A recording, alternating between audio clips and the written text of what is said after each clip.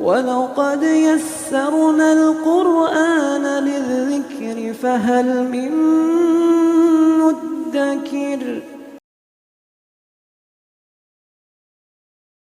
السلام علیکم ورحمۃ اللہ وبرکاتہ۔ الحمدللہ کفا وسلام علی عبادہ الذین اصطفیٰ، اما بعد۔ محترم ناظرین کرام، آسان درس قرآن میں 15ویں پارے کا 18واں رکوع ہے، جس کے اندر سورہ کہف سورہ نمبر 18 کی 5 آیتیں ہیں، آیت نمبر 45 سے آیت نمبر 49 تک، 45 سے 49 تک۔ اعوذ باللہ من الشیطان الرجیم، بسم اللہ الرحمن الرحیم۔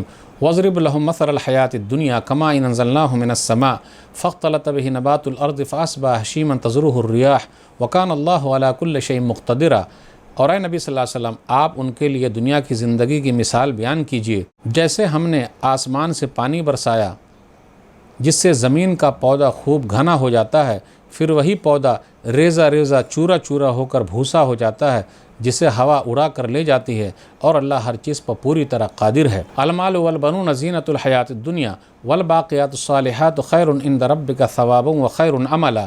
یہ مال، یہ اولاد تو دنیاوی زندگی کی زیب و زینت، خوبصورتی ہیں، اور باقی رہنے والی نیکیاں ہی آپ کے رب کے پاس ثواب کے لحاظ سے بہت بہتر ہے، اور اچھی امید لگانے کے لحاظ سے بھی بہت بہتر ہے۔ وَيَوْمَ نُسَيِّرُ الْجِبَالَ وَتَرَى الْأَرْضَ بَارِزَةً وَحَشَرْنَاهُمْ فَلَمْ نُغَادِرْ مِنْهُمْ أَحَدًا۔ اور یاد کرو جس قیامت کے دن ہم پہاڑوں کو چلائیں گے، اور آپ صلی اللہ علیہ وسلم زمین کو صاف اور چٹیل میدان پائیں گے، اور ہم سب لوگوں کو جمع کریں گے، اور ان میں سے کسی کو بھی نہیں چھوڑیں گے۔ وَعُرِضُوا عَلَىٰ رَبِّكَ صَفًّا لَقَدْ جِئْتُمُونَا كَمَا خَلَقْنَاكُمْ أَوَّلَ مَرَّةٍ بَلْ زَعَمْتُمْ أَن لَّن نَّجْعَلَ لَكُم مَّوْعِدًا۔ اور سب کے سب آپ صلی اللہ علیہ وسلم کے رب کے سامنے سب باندھے پیش کیے جائیں گے، تو ہم کہیں گے کہ تم لوگ ہمارے پاس اسی طرح آ گئے جس طرح ہم نے تمہیں پہلی بار پیدا کیا تھا، بلکہ تم سمجھ رہے تھے کہ تمہارے زندہ کیے جانے کا ہم نے کوئی وقت مقرر یعنی طے نہیں کر رکھا ہے۔ وَوُضِعَ الْكِتَابُ فَتَرَى الْمُجْرِمِينَ مُشْفِقِينَ مِمَّا فِيهِ وَيَقُولُونَ يَا وَيْلَتَنَا مَا لِهَٰذَا الْكِتَابِ لَا يُغَادِرُ صَغِيرَةً وَلَا كَبِيرَةً إِلَّا أَحْصَاهَا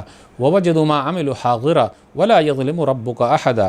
اور یاد کرو، نامہ اعمال ہر ایک کے سامنے رکھ دیا جائے گا، تو آپ صلی اللہ علیہ وسلم جرم کرنے والوں کو، انکار کرنے والوں کو دیکھیں گے کہ وہ نامہ اعمال میں موجود تحریر سے، موجود چیزوں سے ڈرے ہوئے ہوں گے، اور کہیں گے ہائے ہمارے بربادی، یہ نامہ اعمال، ہائے ہماری بدنصیبی، اس کتاب کو کیا ہو گیا ہے، اس نے چھوٹے بڑے سب گناہ کو ریکارڈ کر رکھا ہے، اور انہوں نے دنیا میں جو کچھ بھی کیا ہوگا اسے اپنے سامنے پائیں گے۔ اور آپ صلی اللہ علیہ وسلم کا رب کسی پر بھی ذرہ برابر بھی ظلم نہیں کرتا۔ ناظرین اکرام، آسان درس قرآن میں 15ویں پارے کا 18واں رکوع ہے، جس کے اندر سورہ کہف سورہ نمبر 18 کی شروع کی 5 آیتیں ہیں، 45 سے 49 تک، 45 سے 49 تک۔ اب غور کرتے ہوئے چلیں، اس کے اندر دنیاوی زندگی کی مثال دی گئی ہے کہ آدمی کی زندگی کیسی ہے، گویا کہ ہوا کا ایک جھونکا ہے، پانی کا ایک بلبلہ ہے، پھر اسی طریقے سے یہ کھیتی ہے، یعنی کئی طریقے کی مثال دی گئی ہے۔ یہاں پانی ہے، کھیتی کی مثال ہے، بارش ہوتی ہے، پودے لہلہاتے ہیں، پھر اس کے بعد کس طریقے سے پودے ختم ہو جاتے ہیں، کھیتیاں ویران ہو جاتی، اسی طریقے سے زندگی ہے، بچپنا ہے، جوانی ہے، بڑھاپا ہے، انسان ختم ہو جاتا ہے۔ اس طریقے کی آیتیں کئی جگہ پہ ہے۔ سورہ کہف سورہ نمبر 18 آیت نمبر 45، سورہ یونس سورہ نمبر 10 آیت نمبر 24، سورہ زمر سورہ نمبر 39 آیت نمبر 21، سورہ حدیث سورہ نمبر 57 آیت نمبر 20۔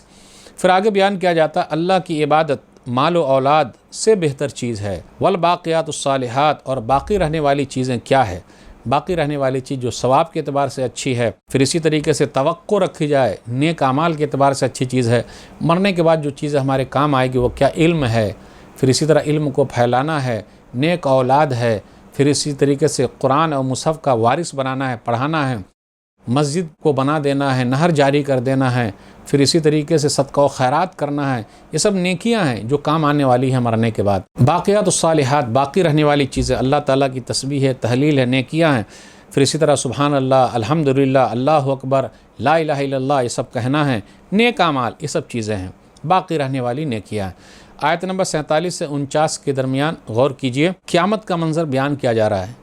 آیت نمبر 47 میں پہاڑوں کو چلایا جائے گا، اور اس طریقے کے واقعات کئی جگہ پہ بیان کر دیے گئے کہ پہاڑوں کو چلایا جائے گا۔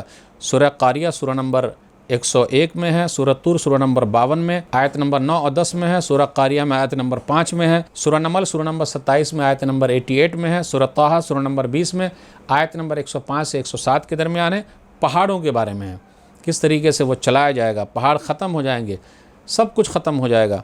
وَتَرَى الْأَرْضَ بَارِزَةً، اور زمین کو صاف کھلی ہوئی آپ پائیں گے۔ پھر آگے بیان کیا جا رہا ہے وَحَشَرْنَاهُمْ فَلَمْ نُغَادِرْ مِنْهُمْ أَحَدًا، پہلے گزرے ہوئے بعد میں آنے والے سب کو اللہ تعالیٰ قبروں سے نکال لیں گے، سب کو جمع کر لیں گے، اور اللہ کے سامنے سب لوگ حاضر ہوں گے۔ نام اعمال سامنے رکھ دیا جائے گا، مجرمین، ظلم کرنے والے لوگ، نیک اعمال نہیں کرنے والے لوگ دیکھیں گے، کہیں گے نام اعمال کو کیا ہو گیا، چھوٹی چیز بڑی چیز ہر چیز اس کے اندر موجود ہے۔ وَلَا يَظْلِمُ رَبُّكَ أَحَدًا، اور آپ کا رب کسی پر ظلم نہیں کرتا، اللہ تعالیٰ کسی پر بھی ذرہ برابر ظلم کرنے والا نہیں ہے، ہر چیز موجود ہے۔ اس لیے یاد رکھیے گا، ہم اور آپ جو بھی کام کرتے ہیں، جو جیسا کرے گا ویسا بھرے گا۔ آج کے درس میں بس اتنا ہی۔ اللہ سے دعا ہے کہ اللہ تعالیٰ ہم لوگ قرآن کریم کو پڑھنے، پڑھانے، سمجھنے، سمجھانے، عمل کرنے اور لوگوں تک پہنچانے کی توفیق دے، آمین۔ والسلام علیکم ورحمۃ اللہ وبرکاتہ۔ اور مزید ویڈیوز کو دیکھنے کے لیے آپ ہمارے YouTube چینل کو سبسکرائب کریں۔ فجزاکم اللہ خیرا۔